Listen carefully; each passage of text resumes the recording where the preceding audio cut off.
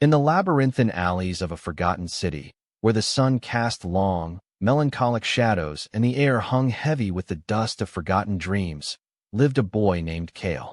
Not just any boy, but a struggling boy in the most profound sense, though his struggles were not immediately visible to the hurried passers-by.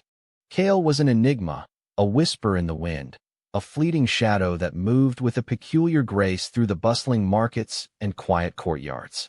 His story, a tapestry woven with threads of hardship, resilience, and an unwavering spirit, was one that spanned more than 3 decades, though he carried the weight of millennia.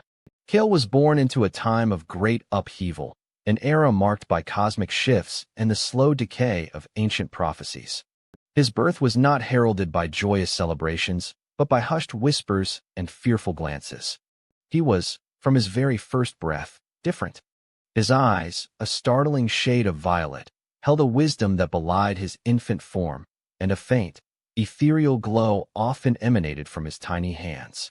His parents, simple farmers who tilled the arid earth, loved him fiercely but lived in constant fear of what he truly was.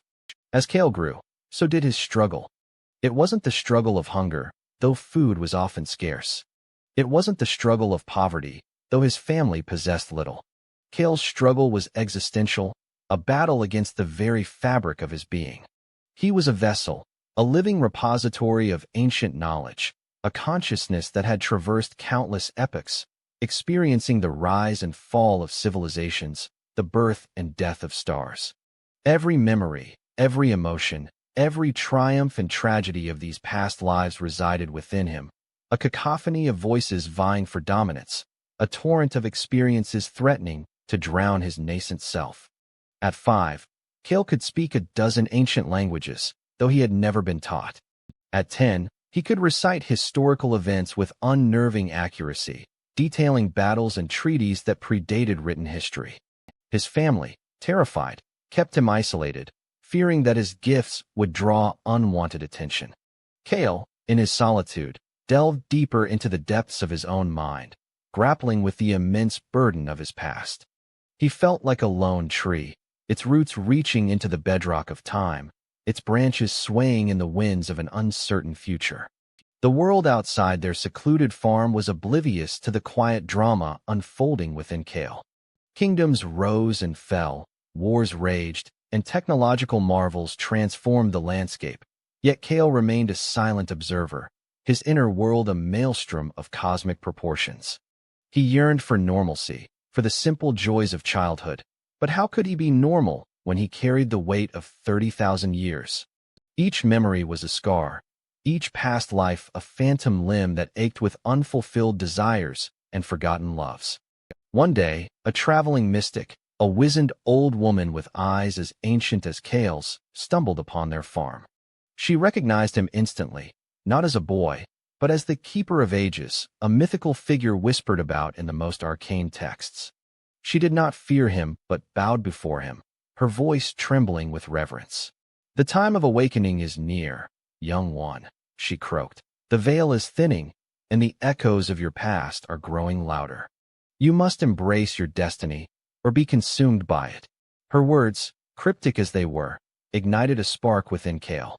He began to understand that his struggle was not a curse but a purpose. He was not meant to merely exist but to act, to guide, to heal. The knowledge within him was not just a burden but a treasure, a beacon that could illuminate the path forward for a world teetering on the brink of chaos. He left his home, embarking on a solitary journey that would take him across continents and oceans, through bustling cities and desolate wildernesses. He became a wanderer, a silent guardian, a catalyst for change. He would appear in times of great need, offering subtle guidance, a whispered word, a gentle nudge that would alter the course of history without ever revealing his true nature. He learned to manage the torrent of his past lives, to draw upon their wisdom without being overwhelmed by their sorrow. His first major intervention came in a war-torn kingdom where 2 factions, fueled by generations of hatred, were on the verge of mutual annihilation. Cale, disguised as a humble storyteller, entered both camps. Through his tales, he wove narratives of unity, of shared humanity, of the devastating futility of endless conflict. His words, imbued with the wisdom of countless past lives, resonated deeply within the soldiers' hearts, rekindling dormant empathy and forgotten commonalities. Slowly, almost imperceptibly, the tide of war began to turn. Negotiations began, grudges softened, and eventually, an uneasy peace settled over the land. Kale, having planted the seeds of reconciliation, vanished as silently as he had arrived.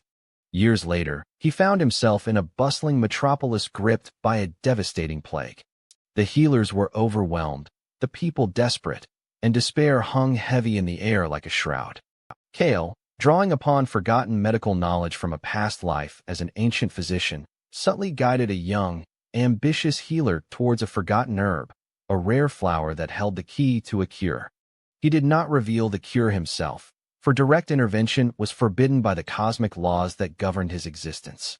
Instead, he presented the right information at the right time, allowing humanity to discover its own solutions, to claim its own triumphs. The plague receded, and the young healer was hailed as a hero, while Kale, a silent architect of their salvation, moved on. His journey was punctuated by moments of profound loneliness. He watched generations pass, witnessed the fleeting joy and sorrow of mortals, knowing that his existence spanned beyond their comprehension. He loved, from afar, the beauty of human resilience, the enduring spirit that blossomed even in the darkest of times. He grieved, silently, for the endless cycles of destruction and rebirth, the constant struggle between light and shadow. One evening, as he sat by a roaring fire in a secluded forest, a group of travelers, lost and afraid, stumbled upon his camp. They were fleeing a tyrannical regime, their spirits broken, their hope all but extinguished.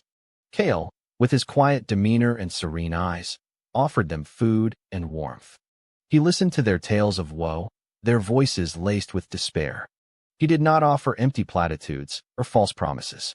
Instead, he spoke of courage, not as the absence of fear, but as the willingness to act in its presence. He spoke of hope, not as a blind optimism, but as a flickering flame that could be nurtured even in the darkest night. He told them stories of heroes, not of mythical beings, but of ordinary people who, in their own struggles, found extraordinary strength. His words, infused with the wisdom of 30,000 years, rekindled a spark within their weary souls. They found the courage to continue their journey, to fight for their freedom, not with weapons, but with the unwavering conviction of their beliefs. Kale, once again, had merely guided them, shown them the path, but allowed them to walk it on their own terms. As Kale approached what would be considered old age for a mortal, his true struggle intensified. The whispers of his past lives grew louder, more insistent. The veil, as the mystic had foretold, was thinning. He began to remember not just events, but the very essence of those he had been: a warrior king, a revered philosopher, a humble peasant, a cosmic navigator. Each persona demanded recognition, each memory a vibrant tapestry threatening to engulf his current self. He sought solitude in the highest mountains, meditating for weeks, grappling with the impending awakening. He understood now that his purpose was not just to guide, but to synthesize. He was meant to be the living bridge between the past and the present, to weave the scattered threads of human history into a cohesive whole, to offer a complete understanding of the human condition, its endless cycle of struggle and triumph. The final awakening was not a sudden burst of light, but a slow, gradual integration. He felt the vastness of the cosmos within him, the echoes of every star and every tear, every laugh and every scream.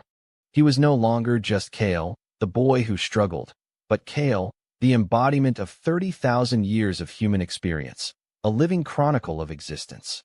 His eyes, once violet, now shimmered with an iridescent light, reflecting the galaxies he carried within.